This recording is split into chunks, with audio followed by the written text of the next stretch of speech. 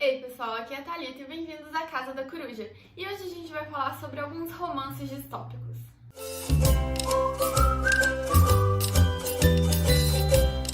Nos últimos tempos a gente tem visto muitos livros serem publicados abordando a questão do papel da mulher na sociedade, do machismo, do empoderamento das mulheres. E alguns livros abordaram esse tema dentro do gênero da distopia. E eu já li 4 desses livros e hoje eu vou falar pra vocês quais foram os meus preferidos e quais eu não gostei tanto assim. Eu vou começar falando dos que eu menos gostei pro que eu mais gostei. E na verdade, esse primeiro, eu não gostei foi nada. Que é O Poder, da Naomi Alderman. Nesse livro, as mulheres começam a desenvolver uma espécie de poder eletromagnético. Elas conseguem dar choque com as suas mãos. Isso acontece por causa da evolução genética natural das mulheres, que um órgão que antes ele era totalmente inativo, não fazia nada, ele passa a desenvolver essa capacidade de dar choques elétricos. E com isso, as mulheres, que eram consideradas o sexo frágil, começam a ser o sexo forte e começam a dominar toda a sociedade. Elas começam a ter os cargos de maiores poder nas empresas, começam a governar todos os países, começam a subjugar os homens porque agora elas podem. E é exatamente nesse ponto que o livro me perdeu completamente. Eu acho que, na verdade, esse livro, ele não trata do feminismo. Ele trata do poder e como o poder pode corromper as pessoas e como o fato de uma parcela só da sociedade ter o poder único e exclusivo pode ser prejudicial. O que eu acho que o livro queria falar é que é necessário ter um equilíbrio entre todo mundo para que ninguém abuse de ninguém. Só que como esse livro foi vendido como um romance distópico em que as mulheres passam a ter todo o poder e passam a ser as melhores pessoas do universo, eu fiquei muito decepcionada com o livro. Porque enquanto eu tava lendo, eu não tava vendo uma defesa das mulheres. Eu tava vendo um ataque mesmo, falando que se a gente conseguisse algum dia chegar no poder, a gente ia ser tão ruim quanto quem tá agora. A gente ia subjugar e maltratar tanto o outro gênero quanto a gente é maltratado e subjugado agora. Então eu acho que o problema desse livro, na verdade, foi o marketing. Ele deveria ter sido lançado como uma distopia contra o abuso de poder, contra a necessidade de equilíbrio nas relações sociais e não como uma distopia feminina. Então, como eu fui lendo com uma expectativa e a minha expectativa foi 0 alcançada, eu acabei dando 2 estrelas só para esse livro. Os próximos 3 livros que eu vou falar, eu gostei de todos eles, mas alguns detalhes fazem uns serem mais preferidos que os outros. O segundo livro que eu vou falar é Terra das Mulheres, da Charlotte Perkins Gilman. Esse livro ele segue o ponto de vista de 3 homens que vão em busca de uma terra das mulheres. E esses 3 exploradores não conseguem entender como que existe só mulheres nesse local, quem governa elas, quem controla tudo, como elas se reproduzem. E a gente vai acompanhar eles quando eles chegam nesse lugar e eles vão vendo como aquela sociedade é estruturada, conhecendo a biologia mesmo dela, porque elas realmente se reproduzem sozinhas. Então é uma ideia bem diferente dos outros romances distópicos feministas que a gente vê por aí, porque nesse romance a gente tem uma terra exclusiva de mulheres, a gente não tem mulheres sendo subjugadas. Mas como esse livro foi escrito em 1915, eu acho que tem algumas coisas deles que já estão datadas. Por exemplo, nesse livro a importância da maternidade é assim, absurda. Todas as mulheres que vivem nessa terra, elas vivem principalmente para ter filhos. Ter filhos é o objetivo de vida de todo mundo. E hoje, com a evolução do feminismo, com a evolução de várias outras questões, o que a gente defende, na verdade, não é a supremacia da maternidade, é o poder de escolha da mulher de querer ser mãe ou não. Esse é apenas um dos pontos que são meio datados no livro. Existem outros, mas ainda assim eu acho o livro muito interessante porque ele suscita várias outras questões que o debate ainda é necessário. Ele fala coisas como sororidade, como as mulheres não devem menosprezar umas às outras, mas dar suporte uma à outra e ajudar a outra a crescer. Fala da questão de como nós podemos fazer tudo que os homens fazem, que não existe isso, porque elas são mais fracas, elas não conseguem mexer com coisas que tenham relação com força, trabalhos manuais. O livro levanta muito essa questão de que, na verdade, o que tem-se hoje que não é trabalho de mulher é uma construção cultural. Não é trabalho de mulher porque nunca deixaram as mulheres fazer, porque nunca deram a oportunidade de mais mulheres desenvolverem essa habilidade justamente por esse preconceito. Então, apesar de ser um livro datado e por isso ele está em 3º lugar na minha lista de distopias, eu acho que ainda é um livro que vale muito a pena ser lido. O meu 2º lugar em distopias feministas favoritas vai para Vox, da Christina Dauer. não sei pronunciar o sobrenome dela.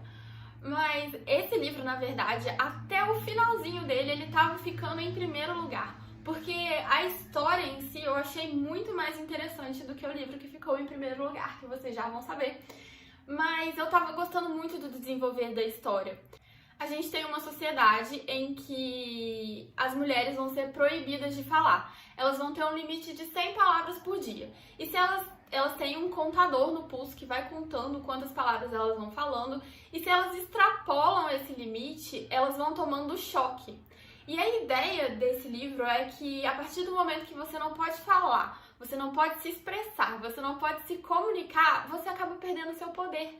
Você é simplesmente um objeto de decoração nas casas, nas ruas, porque você não pode expor suas ideias. E é exatamente através das palavras, através da sua expressão que você consegue se desenvolver, que você consegue se impor, que você consegue realmente conquistar uma situação de poder para você. Se você é sempre reprimida, se você fica sempre no seu canto sem poder participar de nada, o que você vai acrescentar nessa sociedade? A sociedade realmente vai começar a te jogar de escanteio e você vai ser esquecida. O que eu achei muito legal nesse livro é que a personagem principal, ela é mãe de 2 meninos e ela é casada, então ela tem esse convívio íntimo, particular com homens. E quando tudo começou, porque a gente acompanha o inicinho dessa distopia, quando tudo começou, ela acreditava que ia existir essa situação na sociedade, mas que dentro da casa dela, ela ia continuar sendo normal. O marido dela, os filhos dela não iam impor isso a ela. Ela acreditava que ela tinha se casado com um homem direito, com um homem que ia respeitar ela e que ela tinha criado os filhos de uma forma certa. Só que quanto mais eles convivem nessa sociedade, quanto mais essas ideias são impregnadas neles, mais eles vão se convertendo a esse novo mundo. Eles acham certo que ela não possa falar, eles reprimem ela quando ela fala alguma coisa mal contra o governo, e a gente vai vendo ela começando a desenvolver uma raiva interna, uma aversão a esses homens que ela ama, que são parte da família dela, mas que ao mesmo tempo a menosprezam e a colocam assim, o cocô do cavalo do bandido. Esse aspecto do livro de você ver como a mentalidade dos homens vai mudando de acordo com que eles vão convivendo com esse poder, de acordo com que vão falando que eles são superiores, eles vão se acreditando superiores, e o desespero mesmo das mulheres não poder falar. Inclusive, ela tem também uma filha que já nasceu dentro dessa sociedade, então a criança acha super normal ela não falar. Como ela só tem uma palavra, um número de palavras limitados, ela acaba não falando nada para não gastar. E a criança acha normal ela não falar nada. E a mãe fica desesperada de ver que a filha dela não tem nenhuma oportunidade, que a filha dela vai ser sempre essa pessoa objeto mesmo, que não tem função nenhuma na vida. Essa parte psicológica do livro é incrível. Mas o final, eu não vou contar, obviamente, por motivos de spoiler, mas eu achei o final um pouco corrido, um pouco fora do tom da obra. Foi uma obra super psicológica, super desenvolvendo esses aspectos, assim, e o final fica um pouco meio thriller, meio uma coisa policial, suspense, e aconteceu, assim, super rápido, em pouquíssimas páginas, que eu acho que deu uma caída no livro. Eu acho que se o final tivesse sido um pouco mais trabalhado, esse com certeza teria sido o meu livro favorito dessa lista. E por último, a distopia que ganhou o primeiro lugar no meu coraçãozinho foi o Conto da Aia, da Margaret Atwood. Essa distopia já é super clássica, eu acredito que a maioria de vocês já conhecem, mas com certeza é um livro sensacional. Ele é um pouco mais lento que Vox e talvez tenha um pouco menos de análise psicológica das personagens do que em Vox. Então por isso que Vox estava ganhando o primeiro lugar até o final. Mas eu acho que esse livro como um todo, ele é uma obra mais bem acabada, uma obra mais coesa. Nesse livro, a gente vai ter um futuro distópico com um governo autoritário em que ele vai retirar todos os direitos das mulheres. E a partir desse governo, as mulheres vão ser divididas em castas. Vão ter as mulheres que vão ser designadas apenas para serem esposas, as mulheres que vão ser empregadas, e a gente vai ter as aias, que vão ser as mulheres que vão dar à luz aos filhos. Essa divisão em castas acaba criando uma divisão entre as mulheres. As esposas detestam as aias porque as aias têm que dormir com seus maridos para dar filhos a eles. As empregadas detestam as aias porque acham que elas só estão ali para dormir com todo mundo.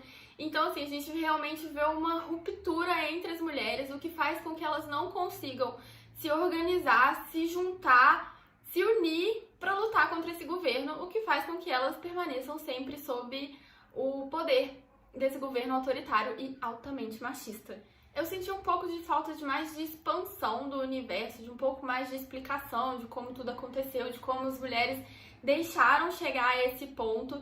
E o final também me deixou um pouquinho decepcionada, porque foi um final meio aberto, a gente não sabe exatamente o que aconteceu. Mas ainda assim, foi um livro 5 estrelas, eu amei demais, quero muito ler a continuação. Já falaram que nessa continuação a gente tem uma visão mais ampla do mundo, então eu acho que muitas das necessidades que eu senti lendo esse livro de complementação, eu acho que vão ser respondidas nesse novo livro. Mas O Conto da Aia é um livro perfeito, 5 estrelas, e todo mundo tinha que ler. Então é isso, pessoal, eu espero que vocês tenham gostado dessa minha comparação entre as distopias feministas que a gente tem por aí, e eu vejo vocês no próximo vídeo. Tchau!